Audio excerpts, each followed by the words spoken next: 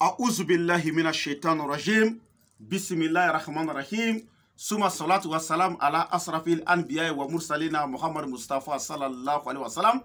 Assalamu alaikum ya jama'atal muslimina wal muslimat wal mu'minina wal mu'minat. Amma bad. An kelen ka tanga ɲini setigi ala fɛ a kan kisi ka bɔ shetane tɔɔrɔ ma o kɔfɛ an b'an sinsin ni setigi ala tɔgɔ ye min y'a daminɛ n'a b'a laban o kɔfɛ an bɛ sɔlili Muhammad Mustafa kan n'o ye kisi ni nɛɛma b'a kan ala k'o jidi a kan ka bɛɛ lajɛlen fo ni alisilamɛya foli n'o de assalamu alaikum wa rahmatulahi taala wa barakatuh. Alhamdulillah an bɛ ala tanu suma alhamdulillah an bɛ segin ala tanu alhamdulillah rabbil alamin an bɛ ala tanu ka ala barikada.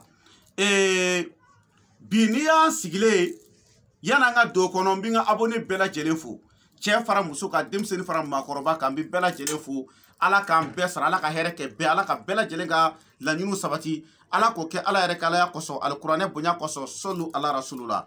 a y'a dɔn k'a fɔ aw denkɛ n'a ka gɛrɛbuden mankan don n'o de ne Cheikh Sherif Abdul Aziz Aidara ye ni ka bɔ Mali la Bamako commune 3 Samɛ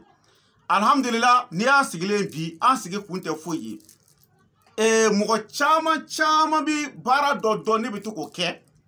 n'o ye a bɛ fɔ tulu min ma ko kabako tulu ni dɔw ko a ma ko jarabi tulu ni dɔw ko a ma ko ma deli ka tulu min ɲɔgɔn ye o jarabi tulu in tiɲɛ tɔgɔ ko Muhamadu a tun banna a bɛɛ ni kuranɛ cɛ a bɛ san 2 bɔ an ma se ka jarabi tulu an ma se ka dilan o kɔrɔ ye mun ye yiri dɔ de tun bɛ yen yiri min n'a tun dɛsɛra ka sɔrɔ n'a bɛ fɔ yiri mun ma ko duguduru o yiri n'i ma ale yiri sɔrɔ i tɛ se ka jarabi tulu dilan donc ala sɔnna ma an b'an ka bozokɛ fo ka bɔ Jene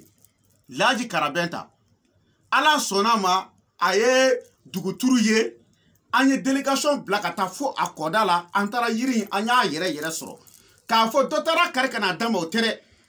an y'a yiri yɛrɛ sɔrɔ donc yiri sɔrɔlen sisan komi weleweledaw cayara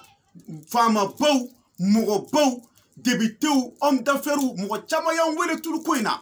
dɔw yɛrɛ ko mais pourquoi an y'a to tulu in ka ban mais adamaden filɛ nin i bɛ kuma i ni ala camancɛ de la Seydina Ali y'o de fɔ ko maa ma bɛ nkalon tigɛ i ka nkalon jurumu valeur n'i bɛ ka jɛ i ba fɛ a bɛɛ ka kan donc adamaden n'i bɛ fɛn o fɛn dilan a dilan i ni ala camancɛ la yastagfuna minan nas wala yastagfuna min Allah hey karamɔgɔ y'aw janto nin na i b'i dogo mɔgɔw la nka jɔn bɛ se ka dogo ala la o tɛ yen milliardaire joli filɛ nin n'u u sara mɔgɔ joli bɛ yen nɔ ni buildingu b'u bolo n'u sara k'u ka buildingu to yen maa joli de bɛ yen nɔ n'u nafolo b'u kun komi kabako mais u sara k'u ka nafolo to yen a bɛɛ ni kuranɛ cɛ ni maa ma ka sɔrɔ dan kɛra diɲɛ ye hali tun kana bange bilahi maa ma ka sɔrɔ dan kɛra diɲɛ ye hali tun kana bange a bɛɛ ni kuranɛ cɛ karamɔgɔ a ye siran ala ɲɛ ni fɛn min dalu yɛrɛ b'aw bolo don min a y'a di n'a ma matériel sɔrɔ a kana fɔ alhamdulillah ala sɔnna ma a ye jarabi tulu matériel sɔrɔ parce que yawa dudu o bɛ sɛbɛn i b'o sɛbɛn sɛ 2,000,000 ani 200,000 ani 200,000 ani 22 sɛ 2,000,000 ani sɛ 200,000 ani 200,000 ani 22 wa dudu bɛ sɛbɛn o de la a bɛɛ ni kuranɛ cɛ ne ye mɔgɔw bila sɛbɛnni na c'est plus de 6 mois diɲɛ don o don bɛ wa dudu sɛbɛn ala ye seere mɔgɔ minnu bɛ n ka sigida la o ye seere kelen i bɛ suratul Yusufu i bɛ Yusufu bɛɛ sɛbɛn suratul Yusufu i b'a bɛɛ sɛbɛn i b'i jija i b'a sɛbɛn siyɛn 71 n'i ye Yusufu sɛbɛn ka ban walqaitu alayka muhabbatan minni i b'i jija i b'ale sɛbɛn siyɛn 124 ni tilalo la falamma ra'aynahu akbarnahu wa qaitana aydiyuna wa qulna shalillahi ma hadha basharan in hadha ila malikul karim ake ala kama ko sebe she wa bi wolofla anikele kana huna al yaqut war marjan ibo sebe she wa bi wolofla anikele ha ma indakum yanfadu wa ma inda allahi bagin iba sebe she wa bi wolofla anikele est-ce que ya famia Juina linas hubu shawati ila akri aya fokata se aya dana ibo sebe she wa bi wolofla anikele ni o sebe ka bat mamna ibi jija ka zekene woni zekene mi falila tigena so sanfɛ ibo zekene tigena so wolofla ibo zekene nyini ibo bulu nyini ibo do fana kɛ a tulu la ya famia o kɔfɛ a bɛ fɔ ko ji la maa dɔw b'a fɔ ma ko ba faro i y'a faamu o ba faro i b'i jija k'o tulu dɔ ɲini k'o kɛ a la nka an y'o sɔrɔ bozow bolo jeni mara kɔnɔna na an taalen yiri ɲini na ala sɔnna ma an y'o sɔrɔ tiɲɛ tɔgɔ ko mamadu mais olu ta caman b'a dɔn k'a bɛ tulodimi de furakɛ bon n'a ɲɔgɔnasi mais komi fɛn caman bɛ bɛɛ n'i ka dalilu de k'o la i y'a faamuya bon o kɔfɛ i bɛ mun kɛ tuguni gindo caman de bɛ tulu in na i y'a faamu ka i bɛ tila ka taa yiri dɔ ɲini n'o ye duguduru ye o de sɔrɔ ka gɛlɛn fo ka taa fɔ a to ten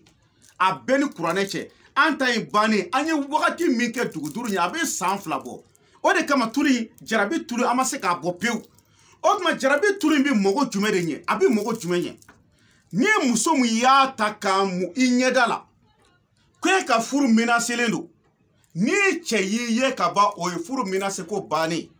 muso min bɛ k'e ni cɛ tɛ bɛn fiyewu jarabi tulu in i b'a dɔ ta i bɛ to k'a mu i ɲɛda la a bɛɛ ni kuranɛ cɛ a bɛ bɛn sabati i ni cɛ cɛ muso min bɛ yen e ni cɛ somɔgɔw tɛ bɛn muso dɔ bɛ yen ani cɛ ka di nka ani cɛ ba tɛ bɛn ani cɛ fa tɛ bɛn i bɛ jarabi tulu ta i b'a dɔ kɛ i bolo la i b'a mu i ɲɛda la a bɛɛ ni kuranɛ cɛ a bɛ kɛ walama mɔgɔ min bɛ yen baara yɔrɔ la e n'i ka patron tɛ bɛn e n'i ka patron man di jarabi tulu ta i k'a mu i ɲɛda la i n'i ka patron bɛ bɛn wa ko bɛ diya ɲɔgɔn ye mɔgɔ min bɛ k'e ko ka go mɔgɔ min ye muso min bɛ k'e ko ka go cɛw ye e ko ka go mɔgɔ ye jarabi tulu ta i k'a mu ɲɛda la ka i b'a ye ala b'i ko diya mɔgɔ min fana bɛ yen k'e ye homme d'affaires ye homme d'affaires walama e mɔgɔ min bɛ yen k'i bɛ garisɛgɛ ɲini na n'i y'a mɛn fana i ka garisɛgɛ sɔrɔ k'a sɔrɔ i ko ka diya mɔgɔw ye mɔgɔ caman t'o dɔn adamaden n'i ko diyara mɔgɔw ye baara yɔrɔ la sigidaw la a b'i ka ko caman nɔgɔya i ye o jarabi tulu kelen min filɛ muso dɔw bɛ yen bitɔn b'u bɔ u ɲɛda la bitɔn u bɛ pharmacie bɛɛ don ɲɔgɔn na n'u ye fura dɔɔni ta bitɔn min tun na a bɛ tila ka wuli yiri dɔw bɛ yen ko duguduru o b'a la a bɛɛ ni kuranɛ cɛ ni muso y'a muni daminɛ a bɛ bitɔn ba i ɲɛda la pewu hali bitɔn kelen i t'a y'i ɲɛda la i y'a faamu ani n'a y'i jɛ i b'a k'i kunsigi la i kunsigi kelen muso dɔw bɛ yen nɔ i bɛ taa sɔrɔ an balaka dɔ bɛ yen ale kasira nin ko in na ale tun musɔrɔ tɛ bɔ ale kunkolo la ale ta tun tɛ silamɛya ye dɛ burumuso b'a kunna don o don a kunsigi de tun dɛsɛra ka falen u ye fura sugu bɛɛ mu a kun na nka a ye jarabi tulu ta k'a mu a kunkolo la ala n'a kira barika la a kɛra cogo di a bɛ se ka ɲɛfɔ wa o la ni mɔgɔ min bɛ yen k'i bɛ fɛ i ko ka ca mɔgɔw ye i mana don kɛnɛ min kan i ko ka ca mɔgɔw ye cɛ min bɛ yen i bɛ fɛ i ko ka ca mɔgɔw ye muso min bɛ yen i bɛ fɛ i ko ka ca mɔgɔw ye cɛ min fana bɛ yen k'i ɲɛ ko ka ko musow ye jarabi tulu dɔ ta par exemple i bɛ jarabi tulu ta i b'a dɔ mu i ɲɛda la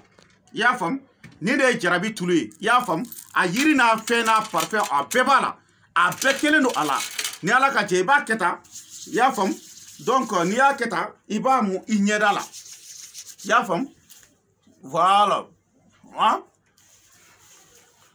i b'a mu ɲɛda la tan tɔ i y'a faamu voilà m'a dɔn n'i ye faamu bon sisan n'i ye jarabi tulu n'i y'a mu sisan i mana bɔ kɛnɛ ma wallahi e yɛrɛ b'a dɔn k'a fɔ i ni kɔrɔlen tun tɛ kelen ye jarabi tulu filɛ nin ye ni cɛ min bɛ yen e bɛ service baarada dɔ la jarabi tulu n'i y'a mu c'est à dire ale bɛ min kɛ a b'i ko diya mɔgɔw de ye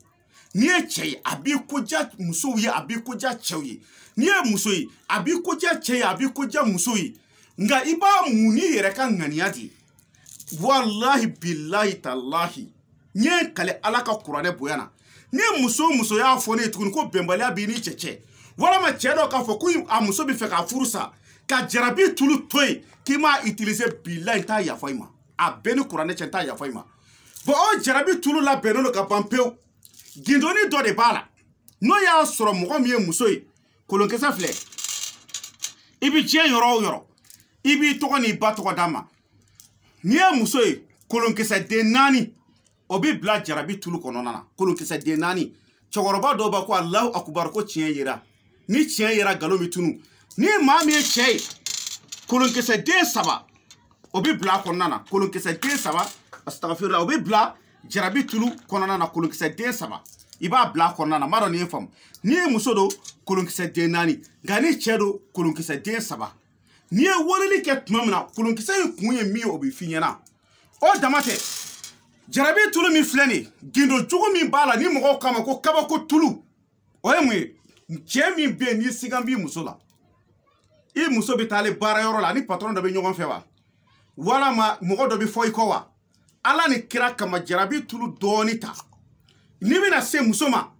a utiliser i yɛrɛ la i ka se muso ma n'a ye n ye kale ala ka kuranɛ bonya na a ka bɔ kaleli ma dɛ cɛ o cɛ turi muso la ala bɛ bana sɔɔri a cɛ la ni e tɛ danfɛn tɛ se ka furakɛ dana de don cɛ b'a furakɛ cogo di olu fana y'a dama sekɛrɛ ye n tɛn'o fɔ i y'a faamu n'o y'a sɔrɔ muso min fana bɛ yen k'i dan b'a la k'i cɛ ye jɛnɛyakɛla wani de kɛcogo b'o la an b'a kɛ k'a d'i ma i cɛ ti jɛnɛya kɛ bilen a kɔni bɛ se ka muso furu mɛ a ti jɛnɛya de kɛ i y'a faamu parce que ni e tɛ muso o muso jɔra i cɛ ɲɛkɔrɔ c'est-à-dire i cɛ bɛ ɲugu a muso tigilamɔgɔ la quoi n'i y'a utiliser n'i ye muso ye n'i y'a utiliser i la ni cɛ i n'a fɔ cɛ dɔ ka muso i cɛ k'a fɔ k'a bɛ ɲɛbɔ muso dɔ fɛ c'est-à-dire i b'a ye muso ɲugu bɛ da don a la quoi c'est-à-dire ni e yɛrɛ tɛ a tɛ muso foyi ye bilahi o ye jarabi tulu ye wa ni cɛ fana y'a kɛ a yɛrɛ la ten kelen dana don filanan i muso mago tɛ cɛ foyi la tuguni a bɛɛ ni kuranɛ cɛ i y'a faamu jarabi tulu in a bɛ fɛn caman caman de kɛ hali k'a dan nin yɔrɔ ma e dalen don so kɔnɔ e ye muso ye e cɛ bɛ jɛnɛya la kɛnɛ ma ani banajugu bɛ n'a sɔri i dalen kan o yɛrɛ dama kama e kan ka jarabi tulu ɲini k'a utiliser cɛ fana e ye silamɛba ye tiɲɛ don a ye sɔnna komi a bɛ jamana wɛrɛw kan nanzara jamana ko bɛ jamana wɛrɛ kan mɔgɔ sago tɛ muso la e muso kana taa bana cɛyɔrɔ dɔ la ka na k'i la donc jarabi tulu ta i ka utiliser an b'a kɛcogo bɛɛ lajɛlen f'i ye o de la n ko cɛ ta ye kolonkisɛ 3 bi k'a la muso ta ye kolonkisɛ 4 bi k'a la donc n bɛ min fɔ bɛɛ lajɛlen ni maa o maa mɔgɔ bɛ jarabi tulu in na a filɛ nin a bɛɛ lajɛlen de filɛ aw bɛɛ ɲɛ b'a la nin de y'a bɛɛ lajɛlen jarabi tulu bɛɛ de filɛ nin donc ni maa min y'i sigi ko kalo 4 kalo 5 ko ka dɔ d'i ma a bɛɛ ni kuranɛ cɛ ne ma da la ni nin bɛ tɛmɛ tile 3 kan mais jarabi tulu an b'a kelen kelen feere 20,000 20,000 a bɔtini kelen ye 20,000 de 100,000 francs a bɔtini kelen 100,000 francs 20,000 don i b'a utiliser i yɛrɛ b'a ye mɔgɔ t'a fiyɛ dɛ e yɛrɛ de bɛ tila k'a lakale mɔgɔw ye a bɛɛ ni kuranɛ cɛ nin de ye jarabi tulu ye i y'a faamu donc je vais m'exprimer un peu en français donc je vous salue tous il y a plein de gens qui me demandaient ce secret là pour être bien aimé. Si tu es un homme, pour que ta femme va t'aimer bien, ou bien si tu es une femme, que tu sois aimé par ton mari. Ou bien s'il y a une femme là, s'il y a des mésententes entre toi et ton mari, tu ne veux pas que ton mariage la gâte là, il faut utiliser ça là. Ou bien un homme qui va utiliser ça là. Si tu utilises ça d'une manière, je te dis ça au téléphone. Si tu as utilisé, si tu as touché ta femme là, aucun homme ne peut toucher ta femme encore. Si tu es une femme aussi, la même chose, mais il y a une différence entre eux. L'homme peut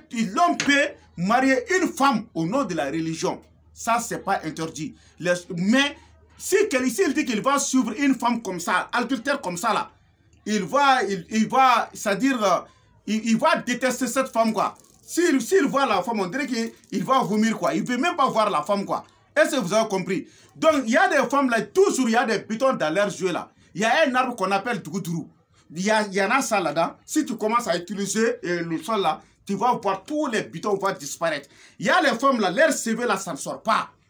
Ils font tous les médicaments, ça ne sort pas. Au nom de Coran, je jure, au nom de Coran, il faut utiliser ça dans ta tête là. Tout ça là, les CV là, ça va venir. Donc,